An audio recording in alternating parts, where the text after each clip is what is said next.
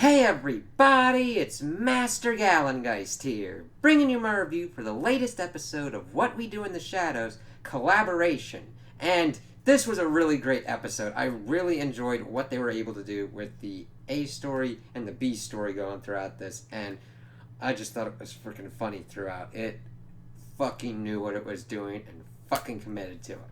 So, we start off, we see this jogger doing his thing. One of the vampires comes at him. We see that Laszlo's pretty much going on him, but then we see there's a car in the distance, and it's listening to "Come On, Eileen," and Laszlo's like, "Wait a minute, what the fuck's that shit?" And he's like, "What?" And he's like, "That song. What is that song? Come On, Eileen. Bullshit." And we then go back to the house, and we see that Laszlo is pissed off about this because evidently he has made all these popular songs, and of course, "Come On, Eileen" was his for "Chum on Irene," and I'm like, oh my god, just what they were able to do with these songs and his fucking commitment to it. It was a great showcase for Laszlo's shit in this episode. So I was like, yeah, this is that going on. Guillermo was able to pull it off the internet and do it, and he's like, no, just like turn that shit off and all that. And he's like, yeah, and for he's a jolly good fellow, I did it, and it was, I'm a jolly good fellow. And I just like agree with him and everything, and everyone's just like, what the fuck's going on? So, of course, there's a thing at the door, and Guillermo goes off to take care of that, and we find out that it is Benji, and he was Nandor's familiar in the 1970s. We see kind of this whole montage of like all the stuff that he would do, and we see that Nandor got rid of him because he was always bugging him to be a vampire, and he's like coming back, and we see that he was kind of pissed off about that, so he pretty much hypnotized him and left him at a rest stop in Delaware. And evidently he met his wife, he's got a grandson and everything. He's like, yeah, I was able to pretty much use this app, and it brought all the memories back. And Nandor, of course, thought it was some kind of like herb or elixir at first. Guillermo tried to tell him about it, but of course Benji did it first. It's like, yeah, so I know that you did this to test me, and I'm ready to become a vampire now. And it's like, yeah, okay, Guillermo, show him to the big room. And we see that, like, Benji had been in that room before, and that the pillow that Guillermo sleeps with was the beating off pillow. Not that much of a surprise. And, of course, he wants to go to a familiars mixer for one last time to get caught up with everybody. And Guillermo, of course, is like, yeah, this was usually mainly to do work tips and stuff like that, but it just devolved into like bitching and sad hookups, where one chick is pretty much trying to fucking jump Guillermo's bones. It's like, ah, shit. But he's able to see Celeste, and through the grapevine, it's been heard that she has been turned into a vampire, seeing her vaping on something, well, vaping the blood there, but we find out later that it's not exactly like we're seeing. But she's like, hey, yeah, I've got this pretty much path to being a familiar in like 8 months max. Yeah, and all that. Everybody's like, ooh, and on and everything. She's lapping it all up and everything. Because evidently Guillermo had helped her, and then of course we see that her master was pretty much like a 12-year-old, stuck like that for like 150 years, and he'd helped her get rid of bodies and all that kind of stuff. And she's like, oh no, I don't steal familiars from other masters. You get yourself sorted out and everything, it'll be all good and everything. And he goes off, and that's of course our main crux. So let's go through that first. We see that he confronts Nandor, and he's like, hey, are you going to turn me into a vampire? Why wait? Yes, I'll turn you into a vampire. Because he's like, I got a better offer. He's like, well, then you should take it and everything. And it really sucks because Nandor's shitting on him even as he's leaving, and we see that Guillermo's crying for her. It's like, god damn, it really fucking sucks. And of course, Nandor's pissed off, and he's trying to say all these good things that he's done for Guillermo, but you really see how one-sided the relationship is, because he says that he's so distressed by this that he can't remember most of the stuff that he's done, but it's like, well, you can barely remember that he's been there 11 years. And he's like, yeah, you came from Panera Bread, you gotta go back to Panera Bread. He's like, yeah, he's got Benji. So we see that Nandor's using Benji, but he of course is an old grandpa kind of dude. Uh, Shining his shoes really doesn't work that well because of how old he is. He's bringing up all this stuff with the 70s, like nobody boogies anymore. Tries to show him pictures of his grandson, and it's pretty much just pictures of his finger. And he's like, yeah, he's like a baby man that smells like mashed potatoes. He's not as strong or anything. He can't lift up the coffin lid. He can barely do anything with a body. And Andrew's like, fine, let me do that. And he can't blow out the candles and all that. It's just a nightmare for Nandor. And he's like, God damn, I kind of had it good with Guillermo. We then also see what's going on with Guillermo. He's able to go to Celeste. She lets him in, and we see all these familiars around. It's like, oh, okay. And she goes, yeah, just we're not doing that master shit and anything. And they'll send her the last one here. You go out to get the Shake Shack and everything. Anybody much? He is like, oh, okay. What does anybody want? He's like, oh, just go to Shake Shack and get stuff. And then we see that he does have it better because Nando's like, fuck this shit. Goes to kind of talk to him and everything, and we see that Guillermo's got a bigger room. He's like, yeah, Celeste would come in and just talk with us. He's like, well, aren't we talking now? He's like, no, I'm going to go down and do this, because they weren't really talking. Nandor was just trying to see what was going on. It was kind of funny because he's like, hey, is that me? And Guillermo's like, no, that's you. This kind of weird, fugly looking mask. And they go down and we see that Celeste is really kind of having some power trips because she's telling people to do this, that, and the other with this like couch and all that. Evidently having people to do interpretive dance, and it's just like, okay, whatever. Nandor's like, fuck this shit, I'm out. And of course that brings to the effect that as they're doing these things, someone's like, yeah, well, didn't you say you were going to start making us vampires this week? She's like, yeah, whatever. And it starts getting into a kind of not a frenzy, but she's like, hey, how about this? Anybody want an orgy? And of course, thirsty girl in the back's like, yeah, I want that. And he's like, all right, fine, cool. What's going on with that? And see, the thing is, Guillermo had asked where her former master was.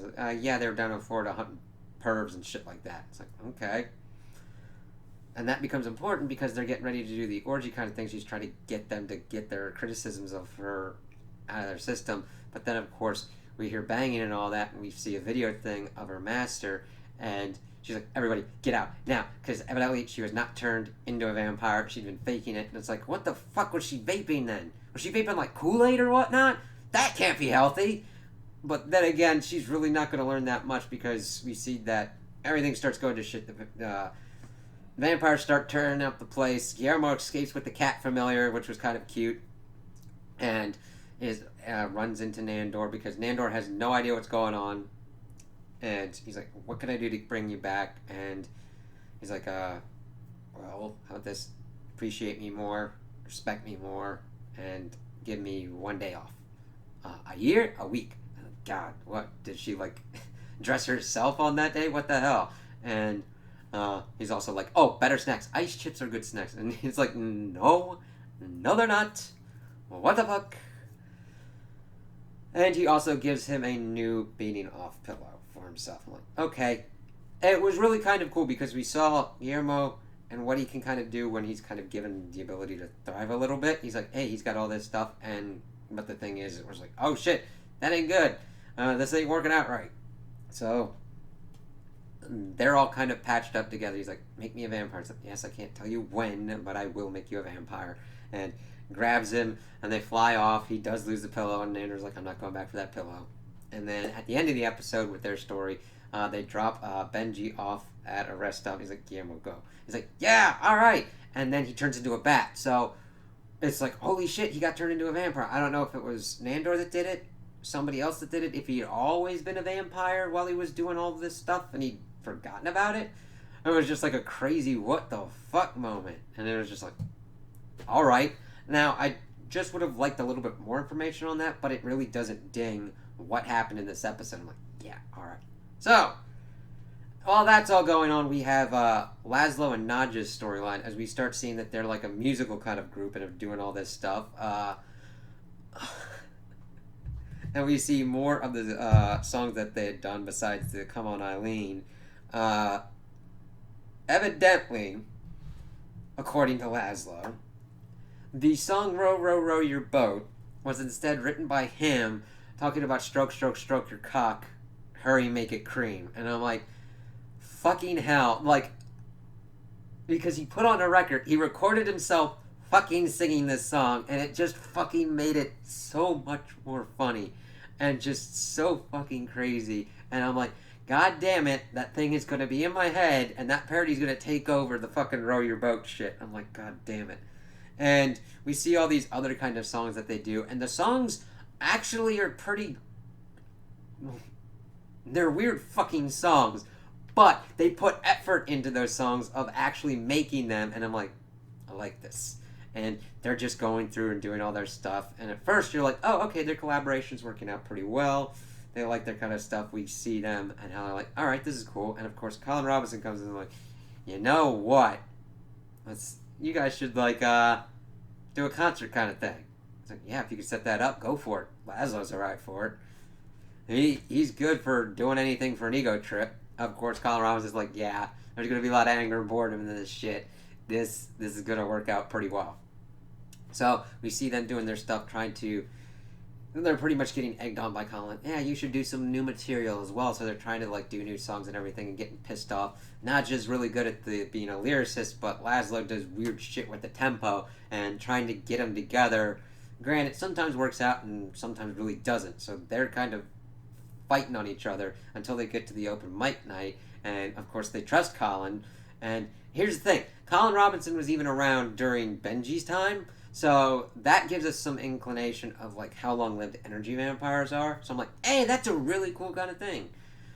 So it's like, oh god, open mic night, and of course they're like bombing fucking ass and just singing some weird ass fucking shit. And they're up there for a good while, and the crowd's getting all screwy and fucking pissed off. And Colin Robinson's like, yeah, I'm feeding. But they get to a point where it works out, and they start singing Kokomo. And that works out with everybody, and I'm like, how does everyone know this song? I'm like, holy sweet baby Jesus.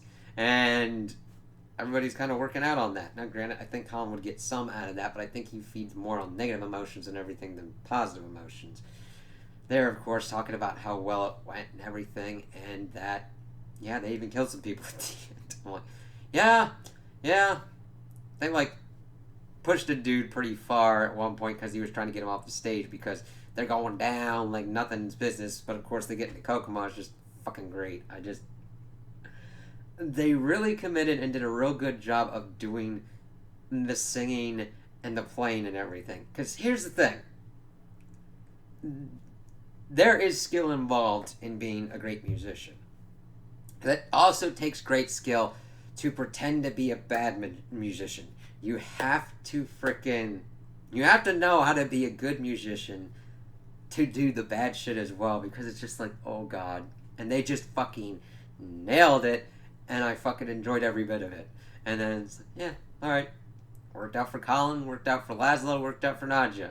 We got our good stories with that. We got some interesting lore stuff going on with whole Nandor's former familiar, and him getting his own vampire stuff. And we got movement on Guillermo and Nandor's relationship. Now we'll have to see how long that lasts, and if eventually we'll see that Guillermo has to pick between being a vampire or being a vampire hunter, or some crazy ass fucking combination of being a vampire and still being a vampire hunter because of his genes and all that. What if, because he is descendant from vampire hunters, he can't be turned into a vampire? That would be interesting. We'll have to see how that kind of stuff goes, and I just love not knowing that kind of stuff and just being on the journey and seeing where these crazy ass motherfuckers are going to go to next. So those are my opinions on the episode. Tell me what you guys think in the comments below. If you liked it, if you didn't like it, if you agree with me, if you disagree with me. Also like and subscribe, and I hope you have a good day.